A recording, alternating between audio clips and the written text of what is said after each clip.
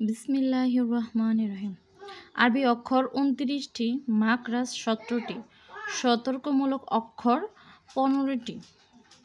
প্রশ্ন: সতর্কমূলক অক্ষর কাকে কয়? উত্তর: যে অক্ষর পড়তে গিয়ে ভুলবশত অন্য অক্ষর হয়ে যায়, সতর্কমূলক অক্ষর তাকে কয়। অক্ষর শিক্ষা চার্টের মাস্কের কৌশল ৫টি।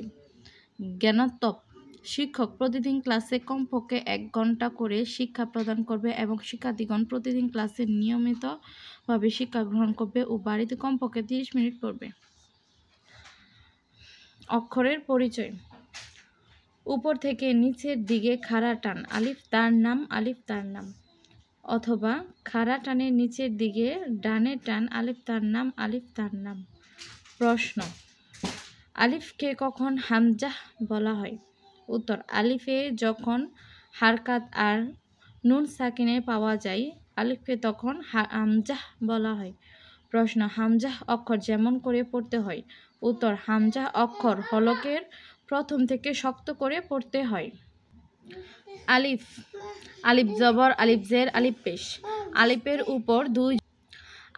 উপর যখন দুই জবর থাকে, আলিফের উপর দুই জবর আর দুই জবরের প্লাস নুন সাকিন। আমরা আগের পাঠে পড়েছিলাম নুন সাকিন কাকে কয়। দুই জবর দুই পেশ, দুই জবর দুই জের দুই পেশকে নুন সাকিন বলা হয়। তো এখানে আলিফের উপর দুই জবর আছে, তার মানে এটা হলো নুন সাকিন। তো এটাকে শক্ত করে পড়তে হবে। আলিফ জের ইহ,